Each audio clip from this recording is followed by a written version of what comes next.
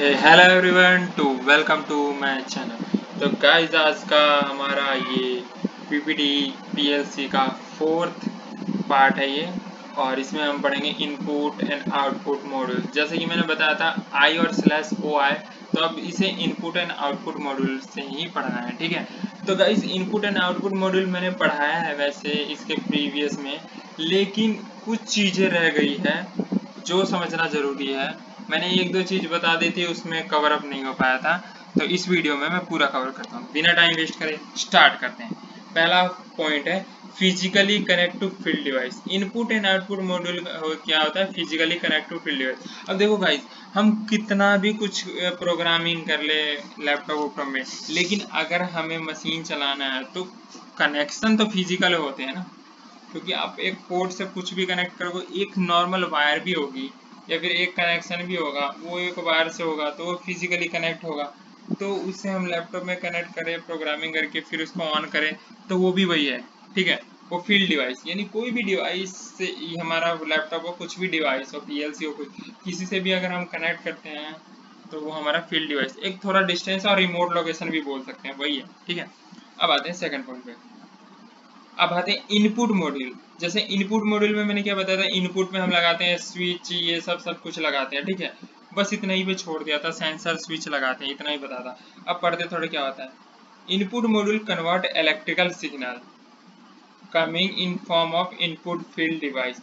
यानी input device जो होते हैं ना, इलेक्ट्रिकल सिग्नल को में कन्वर्ट करता है। जो इनपुट मॉड्यूल होता है ना, वो इलेक्ट्रिकल सिग्नल में कन्वर्ट करता है। या देखो सप्लाई देंगे, जो आएगा वो इलेक्ट्रिकल सिग्नल में हो जाएगा कन्वर्ट। और कमिंग लिखा है ना, signal signal electrical signal coming in the form of input field device. जो ये आ रहा है ना, ये इनपुट फील्ड डिवाइस है। जैसे मैंने अभी बोला कि एक फील्ड डिवाइस से हम कनेक्ट कर देंगे अपने लैपटॉप को, किसी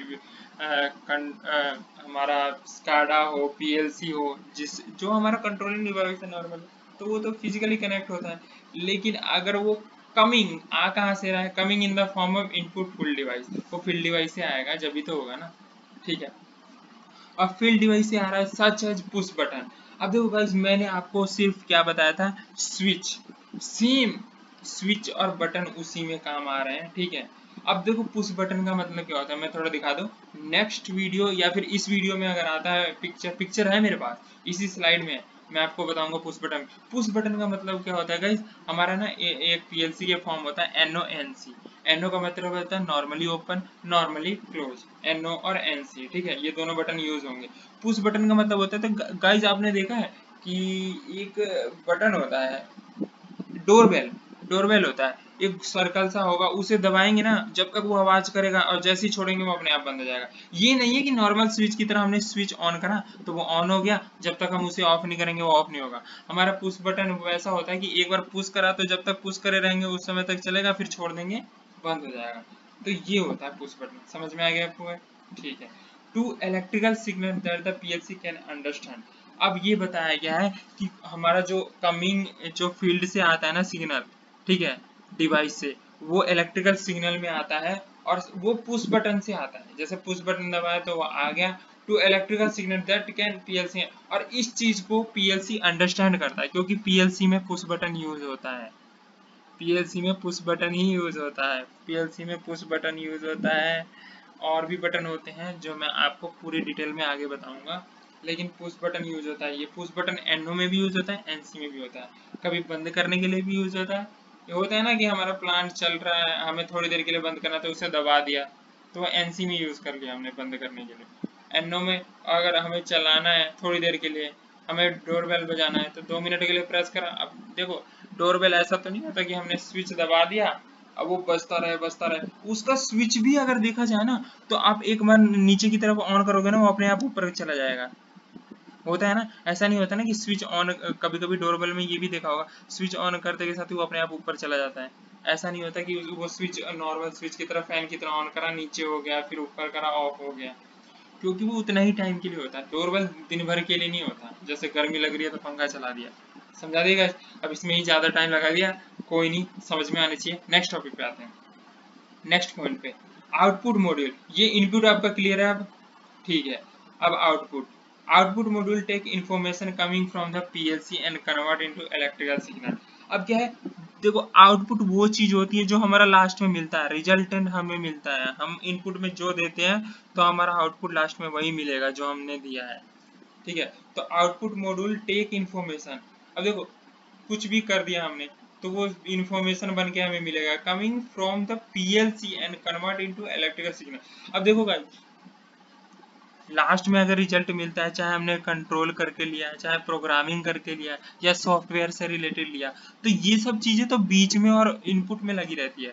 पावर सप्लाई दिया, फिर पीएलसी ऑन करा, फिर हमने कन्वर्ट करा, फिर उसमें प्रोग्रामिंग करी, कंट्रोलिंग करी, फिर रिजल्ट आया ना, इन्फॉर्मेशन मिला। तो इन्फॉर्मेशन कंट्रोलिंग करने के लिए वही बोल रहा है, आउटपुट मॉड्यूल टेक इन्फॉर्मेशन, उसको इन्फॉर्मेशन देता है कमिंग फ्रॉम द पीएलसी। आ कहाँ से रहा है, रिजल्ट से पहले तो पीएलसी होगा ही, PLC and convert into electrical signal. अब देखो कुछ भी चीज देगा तो वो इलेक्ट्रिकल सिग्नल में ही देगा कन्वर्ट, क्योंकि अभी इलेक्ट्रिकल की बात हो रही है। The output field device can understand, और फिर आउटपुट फील्ड डिवाइस उसको समझती है, सच एज मोटर स्टार्ट। और जब वो आता है ना पीएलसी के पास से आउटपुट में, देखो गाइस क्या होता है, अभी मैंने बटन के बारे में बताया था इनपुट में, बटन का काम। अब आउटपुट में मैंने क्या बताया था कि हम कुछ भी स्विच ऑन करते हैं तो हमने मोटर लगा रखा होता है तो मोटर ऑन होता है, फैन लगा रखा होता है तो फैन ऑन होता है, बल्ब लगा रखा होता है तो बल्ब ऑन होता है, ठीक है।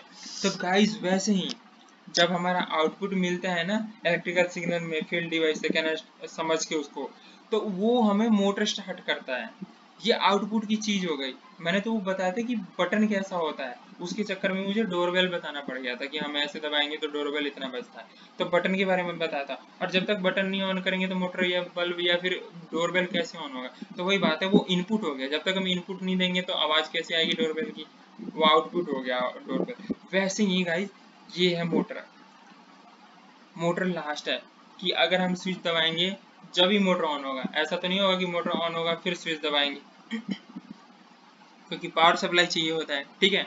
और हाइड्रोलिक सोलेनोइड वेल्व, ये वेल्व क्या होता है गाइस, वेल्व ना एक छोटी छोटी वो देखा होगा आपने, एक टोटी होती है जैसे पानी की नहीं होती, हम खोलते हैं उसमें से निकालते हैं, वो वेल्व हो गया।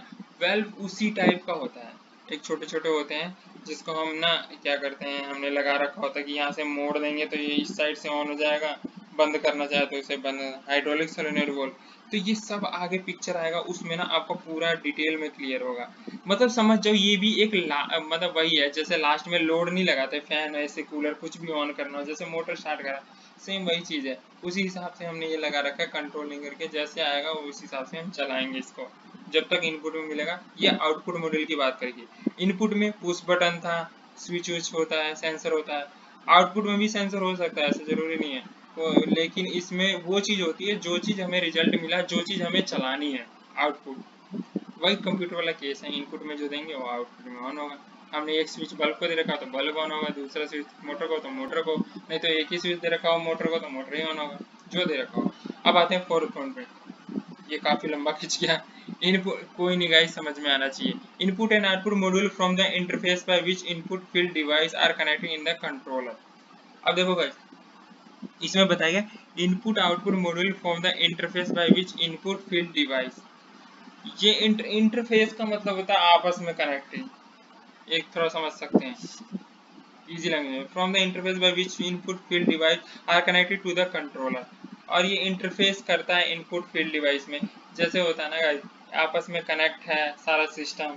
तो ये क्या होता है, हमारा फील्ड डिवाइस जो होता है, फील्ड डिवाइस में जैसे हमारा प्लांट हुआ है उससे प्रोग्रामिंग में कुछ भी हो रहा है तो उससे कनेक्ट हो रहा है टू कंट्रोलर, और कंट्रोलर से ही कनेक्ट होगा। क्योंकि देखो भाई अगर हम किसी के भी भरोसे या नॉर्मल हम किसी के भरोसे भी ना छोड़े, किसी भी कंट्रोल भी ना करें, तो वो सिस्टम तो अपने आप काम करने लग जाएगा ना, कभी ज़्यादा ही तो अपने आप बंद हो जाएगा, अपने आप ज़्यादा स्पीड हो जाएगा, कभी कम हो जाएगा। तो कंट्रोलिंग बहुत ज़रूरी है, बिना कंट्रोलिंग है तो कोई आजकल कुछ नहीं चलता। तो नेक्स्ट टॉपिक पे चलते हैं, एक टॉपिक तो कवर कर लें क्योंकि बहुत लंबी वीडियो अभी से ही बन गई, सिर्फ एक टॉपिक है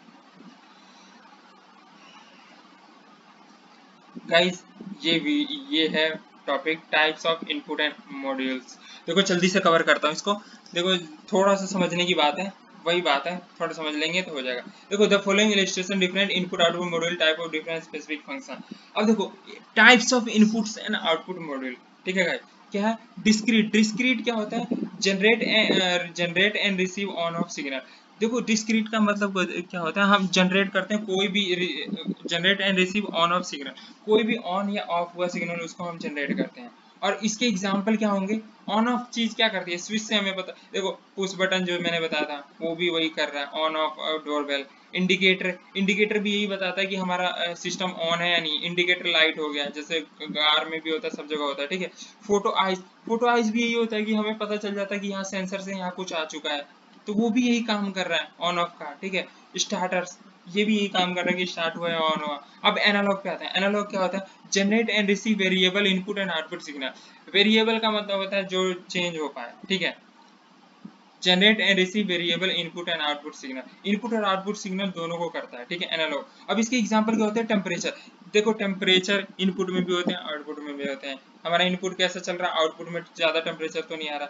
वोल्टेज वेरी कर सकते हैं, जैसे बोला है ना वेरिएबल, वोल्टेज वेरी हो सकता है, टेम्परेचर भी वेरी हो सकता है, स्पीड भी हो सकता है और करंट भी। तो ये तो नॉर्मल एग्जांपल है, ये गाइस रटने वाली चीज है, ये एक रटने वाली भी और समझने वाली, कि ऑन ऑफ में क्या आ सकता है, स्विच में क्या आ सकता है, नॉर्मल सी चीज एक समझने की, ठीक है गाइस। ये पढ़ लेना स्क्रीनशॉट लेके, ये ज्यादा पता चल जाता है इससे इनपुट एनालॉग में क्या है। स्पेशल किस टाइप, प्रोवाइड स्पेसिफिक फंक्शन, एक स्पेसिफिक फंक्शन प्रोवाइड करता है, जैसे कि एग्जांपल है कम्युनिकेशन। अब देखो स्पेसिफिक फंक्शन में ये होता है ना कि हमने किसी भी चीज को कम्युनिकेट करवाना है, कम्युनिकेशन।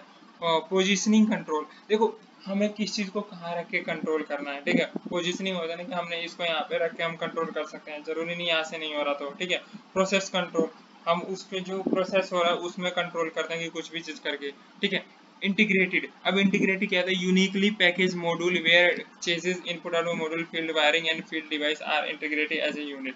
मतलब कोई भी चीज हो जिसमें हम बदल सकते हैं वायरिंग एंड फील्ड डिवाइस। देखो wiring and field device integrated, integrated का मतलब ये होता है कि आपस में जोड़ना, ठीक है, एज ए यूनिट। एक यूनिट को दूसरे यूनिट से जोड़ना इंटीग्रेटिव कहलाता है, ठीक है। अब इसके एग्जांपल क्या होंगे, example red panel, ready panel, ठीक है, ऑपरेटिंग इंटरफेस, पैनल व्यू।